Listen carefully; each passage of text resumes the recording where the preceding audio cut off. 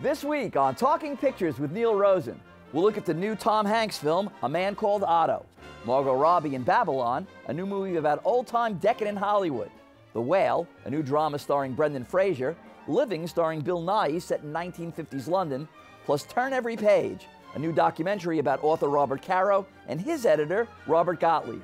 We've got all that and many more movie picks coming up.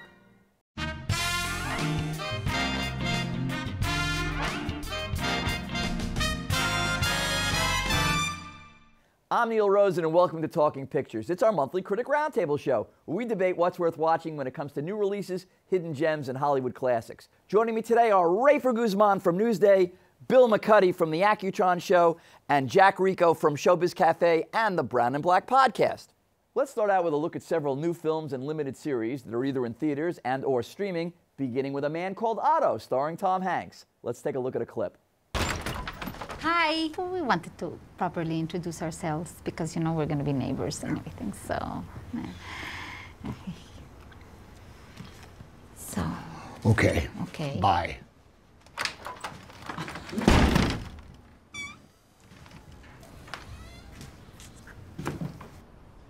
Are you always this unfriendly? I'm not unfriendly. Okay, you're not. No. You're not unfriendly. Every word you say is like a warm cuddle. Jack, tell us about A Man Called Otto.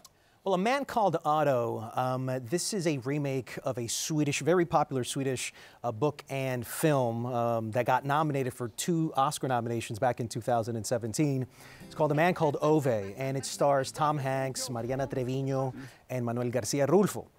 And it stars Otto. Tom Hanks plays him, and he's a curmudgeon, cantankerous person who's contemplating on ending his life many times until a Mexican family moves into the neighborhood and comically interrupts those suicidal attempts on his part. For me, a lot of this movie, to be quite honest with you, I'm mixed about it. There's things I liked about it, there's things I didn't.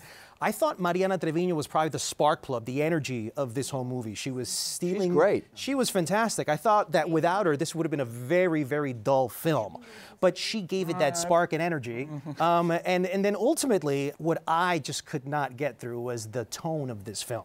I thought that the movie had a lot of problematic tones. One, it's plays with this darkness of this man ending his life. And then all of a sudden, jarringly, it turns into a comedy. And I just didn't know if this was going to be a suicidal film, a dramatic, tense suicidal film, or is this a comedy? But I thought that, unfortunately, the director just didn't know how to blend those two together to create something memorable and entertaining. Rafer?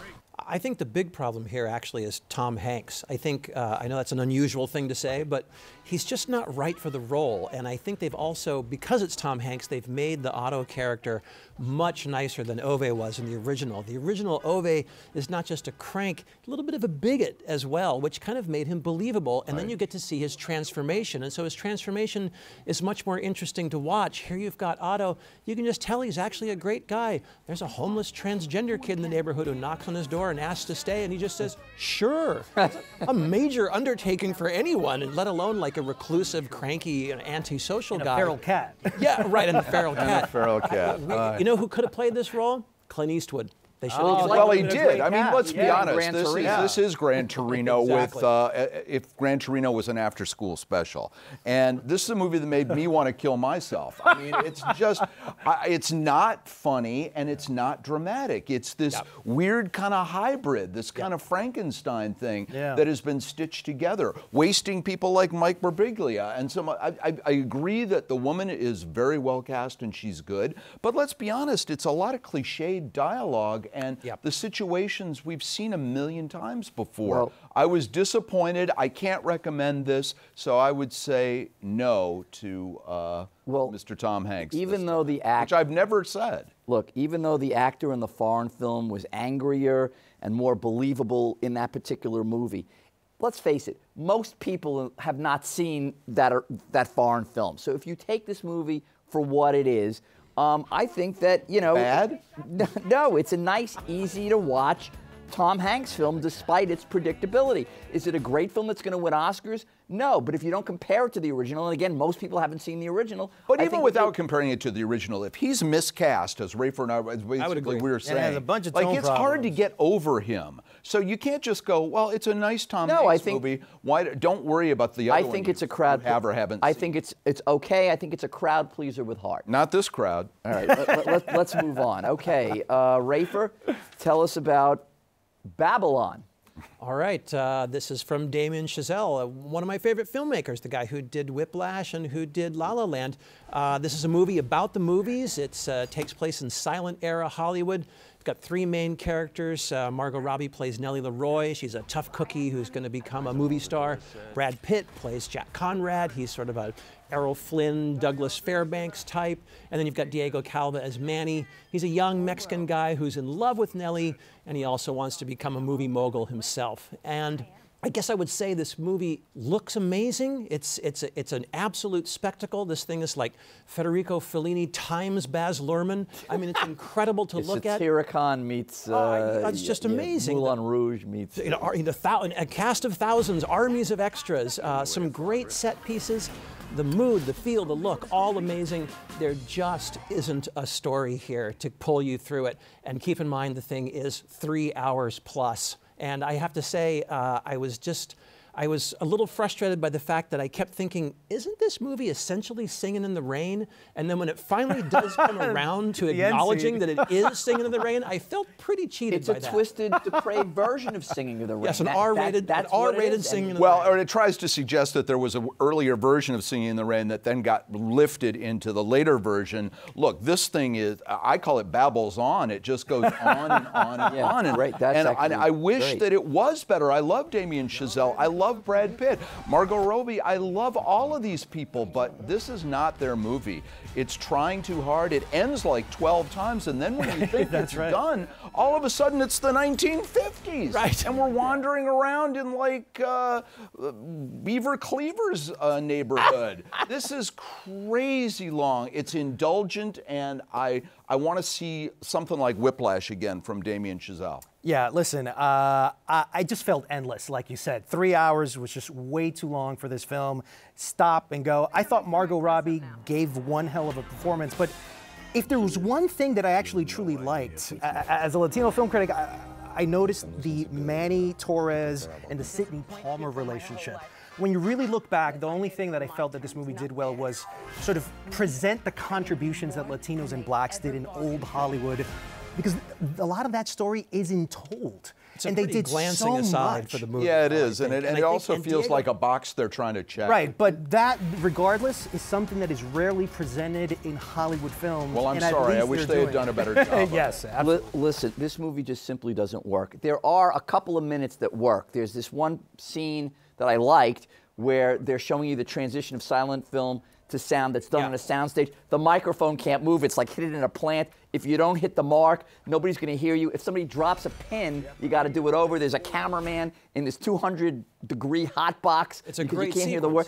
If only the whole movie were like that. Instead, I'm seeing decadent orgy party scenes, some stupid scene about a snake, an elephant relieving himself on somebody. It's way too over the top. And I couldn't stand Margot Robbie's character, except for that scene that I just mentioned. Generally, when she's on the screen, I just really didn't like it. There's a Hedda Hopper, Luella Parsons kind of scene with Brad Hopper. Gene Smart is good in that. Yeah, that was also okay. Really but good I'd say for her. For 2.5 out of a 3-hour movie, a half an hour of it is interesting. 2.5 hours of it just terrible. I would just pass on this altogether. Moving on, Bill. Tell us about White Noise. Well, I wish I had good news. I mean, we've had so many sort of ordinary movies. White Noise was considered an unfilmable book, and Noah Baumbach has delivered the proof. This is a crazy idea for a film. It's like made in a Cuisinart, and despite some occasionally good, accomplished performances by Adam Driver and Greta Gerwig, who I love, and even Don Cheadle, the story of a family running away from something called an airborne toxic event when a train jumps the rails was all just really trying too hard. The whole thing jumps the rails for me. There's so many stories going on.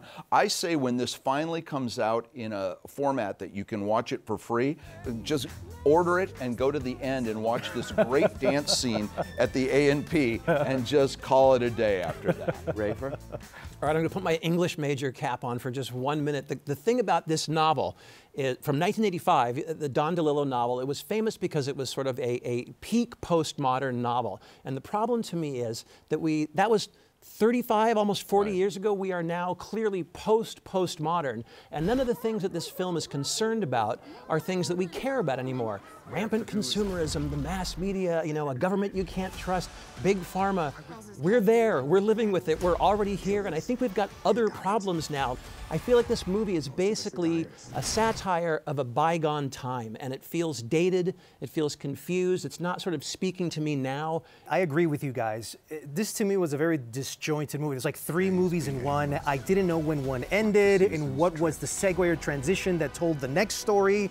I was disoriented a little bit. It's just that ultimately, at the end of the day, I just didn't care for the story or the satire in here. And I think if it was less satire, maybe more drama, maybe it would have been a little bit better. I was rooting for the toxic cloud. I was hoping it would get closer and closer. This film is really a complete incomprehensible mess. I mean, what is this film really? Is it a dramedy? Is it, like you said, a musical? Is it a disaster film with this toxic airborne event, and with Adam Driver being scared of dying? It's like Woody Allen neurosis without the laughs. Right. There's a scene, 2 professors, Adam Driver and Don Cheadle, and they're having like a rap battle over, Hitler studies versus Elvis Presley studies. Right. I mean, none of it. Greta Gerwig is like pill addicted to this experimental drug. This thing is all over the place, and I didn't care about any of this. And as you said at the top, they said they couldn't make a movie out of it, and this is proof. I agree with you 100%. Case closed. Case closed. It's a bad movie. Skip it.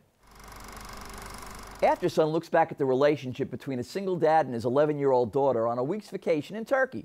Let's take a look at a clip. Do you want a game of doubles? Yeah, sure. You've got a built-in rest there. No danger.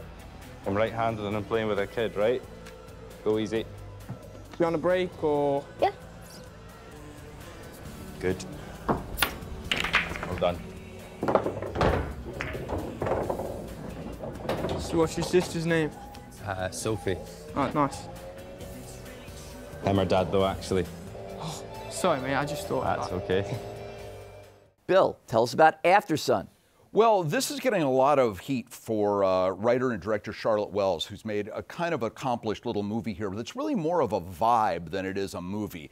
It's a daddy-daughter trip, as you mentioned. They're in Turkey one summer, and the daughter obviously adores her father. What we really learn is that 20 years later, in kind of a juxtaposition, it's all about perceiving how you saw something when you were young versus how it is turned out when you're older. So the father is not the champion that maybe an 11-year-old girl is looking up to. I want to give shout outs to the fantastic cast because Paul Mescal is great as the father, but this young Frankie Corio is just phenomenal as the young lead in this thing. I can't recommend Aftersun, but I think it's a really noble misfire from this director-writer, and I think her work deserves some attention. For me, Aftersun was an exercise in patience. Number one, 38 minutes in, there was still no plot. I had no idea where this movie was going.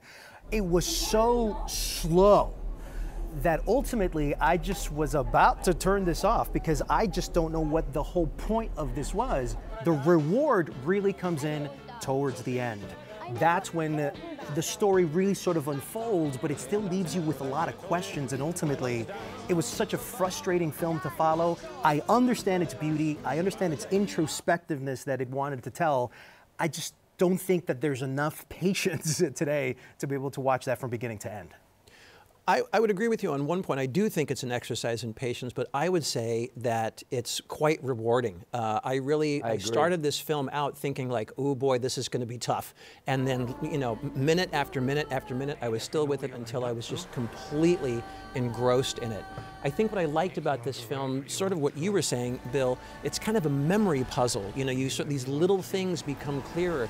The cast on the father's arm, which is never fully explained, but you kind of get the gist. These little brief shots, the dad up on a balcony, you know, framed against the sky. It's not fully explained, but they add up, and eventually you get a bigger picture. And I thought this was a really, really gripping, very moving film, and I found it very rewarding. I agree with you. It starts out slow. He buys an ugly rug. Can we just say that? He does, that's true. It's a quiet, nuanced film that with so much bubbling under the surface that unlike conventional filmmaking, you have to kind of look at this another way, which I think the writer-director does a really, it's semi-autobiographical, does a really good job at.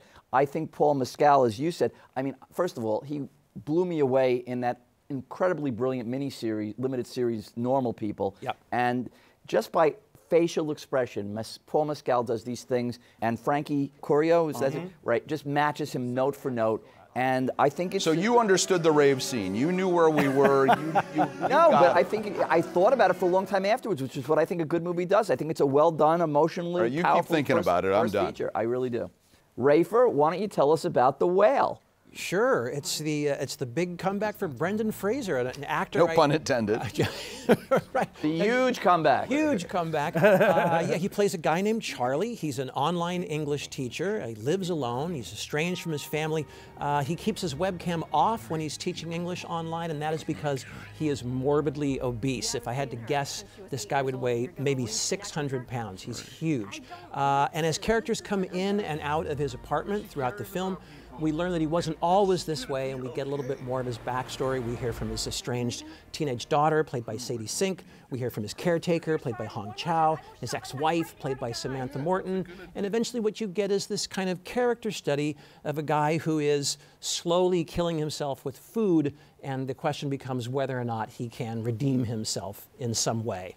Listen, it was a play, and in many ways, its staginess would probably work better on a Broadway stage than it would be in a movie theater. A fortified one. But I have to well give credit to fortified. Darren Aronofsky, the director, because with this claustrophobic nature of this thing, since it all takes place in this one room pretty much, I didn't really feel the claustrophobic aspect of it. Brendan Fraser, buried under all those prosthetics and the fat suit, I still think it's an incredible performance. Yep. I mean, he manages to convey so much emotion with that. And this is his comeback film. And I didn't know as an actor watching him in all these frivolous films over the years that he was capable of doing such a thing. And such a great job. And the girl who plays his daughter, Sadie Sink, is also terrific. Yeah, it's a little contrived, but I think, you know, to sum it up, better as a play, decent as a movie, and great as an acting showcase for Brendan Fraser, which makes it worth watching. The only reason to really watch this movie is because of Brendan Fraser's acting, because outside of that, I thought this movie was boring and depressing. Very, very depressing. At moments, it was almost painful to watch. And so... The pizza and whipped cream. Yes. But we go back to Brendan Fraser. Who knew that he had all that in him? A man well, Gods consumed. and Monsters, you know, don't forget Gods and Monsters. That's true, but that's such a far away, you know, movie. I know. We don't remember. Well, wait. He's going to win the Oscar. He's going to. What a lot of people are saying right now. I don't know. And I'm not entirely behind that. I will tell you that I was having the same problems you were. I found it to be a one-note film, and I think his performance as a morbidly obese person is one-dimensional. He's eating himself to death, and we aren't really getting, except for some backstory about that happened to his love life, we're not really getting enough into his head. This is the story of a man. This is the story of a man who's fully consumed in guilt and grief throughout the whole movie. And the whole notion that obesity isn't just, I'm going to eat, but it's more psychological and emotional than anything else was very powerful. All right, moving on. Jack, tell me about Living with Bill Nye. Well, this is probably my favorite movie of the year. Really? Yes. Wow. It's one of my favorite movies. Makes my top 10 film. Wow. Living is based on the Akira Kurosawa's Ikido from 1952. And it stars Bill Nye as Williams, who is a bureaucrat, a sort of office manager, who goes to the doctor and they give him a terminally ill diagnosis that makes him fully realize that he never lived a life. Nye crushes it here. This was the portrayal of a man at the end of his rope, and this was a master class in nuanced acting. One of the best performances I've seen. It's a beautiful film. To me, it's meditational, and it was filmed almost like a philosophical poem. It was so beautiful, so nuanced. at the end, this was the reward that I was looking for in After Sun. I got it with Living. Loved the performance and loved the message, how you can find happiness in small and insignificant things. Rafer? I couldn't disagree more, except on Bill Nye, who, much like The Whale, I think this is a really, really flawed, basically unsuccessful film built around one great performance, and in this case, it's Bill Nye, who's wonderful. He's so gentle and kind. The great thing about Bill Nye is you really feel his soul whenever he's on camera. But the movie itself, it turns sort of magical at the end, and all of a sudden, it's this inspirational, feel-good, lovely. What's wrong with movie. that? Yeah, nothing wrong with it. It just doesn't work, and I didn't really feel like it belonged in this movie that was trying to be kind of a Remains of the Day style film. It just Same really writer. didn't fit. Same writer, of course. screenwriter. Yeah. You know, this is a lot like, for me, the thing with Tom Hanks, because Bill Nye is like a national similar. treasure over in England. I talked to the director. You can't go 10 feet over there without everybody mobbing you. I wanted to love this too, but man, and I think it's possible he will be nominated for the Oscar. And Brendan will just swallow him. But but I think this is a real slog. It was really sort of slow and painful for me, and I just have to say, unless you're a huge Bill Nye fan, and I am, I'm still not recommending it. I think Bill Nye is terrific. He gives an incredible performance, and I'm sorry, Jack, I'm not as negative as you guys are, but I have to say that, you know, this movie takes place in a dull, prim and proper post-war England, and except for this moment when he, you know, becomes un-zombie-like, when he strikes up a friendship with this young co-worker played really nicely by Amy Lee Wood, except for that period, which comes much later in the movie is kind of dull and prim and proper and kind of boring. You know, I can appreciate what they're trying to do here. I like Nye, but the movie was kind of dull. Living is dead on arrival. You going on the school trip? I don't know. It's expensive. I could probably get the money for you. My family's like super rich. We went to Big Ben last year in England with my grandpa. Cool. So if you get your mother to sign, it could totally be party time. Actually, I stay with my grandma. And she don't remember nothing. Sometimes she don't even remember me. That's so weird. Where you live again? Hollis. Gotta get on the bus. Oh. Go hang with you, Brad. Yeah, see you later. See you tomorrow. That was a clip from the movie Armageddon Time. It's Rafer Guzman's personal choices. We go around the panel with our critics' picks of the month. Rafer. All right, this is a movie by James Gray. He's the writer-director who did Ad Astra and The Immigrant. It's a movie based on an incident from his own childhood. It's about a kid named Paul Graff, played by Banks Rapetta. He's growing up in New York City in the 1980s. He's Jewish. He's got a good friend who's black, a kid named Johnny, played by Jalen Webb. The two of them get in trouble at their public school, and this is where their lives diverge. Paul is a kid whose family has a little bit of money, and that allows him to go to a private school where he starts doing well. It's kind of a good thing in his life. Johnny is a kid from the other side of the tracks. He doesn't have those kinds of resources, and his life begins to go slowly downhill. And we really see these two lives take these very different turns.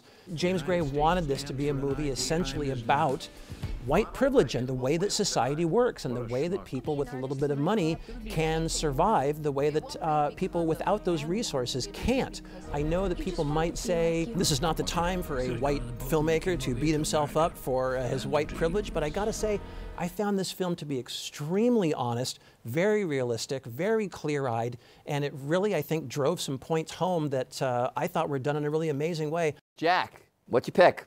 Mrs. Harris Goes to Paris, and this like is a song.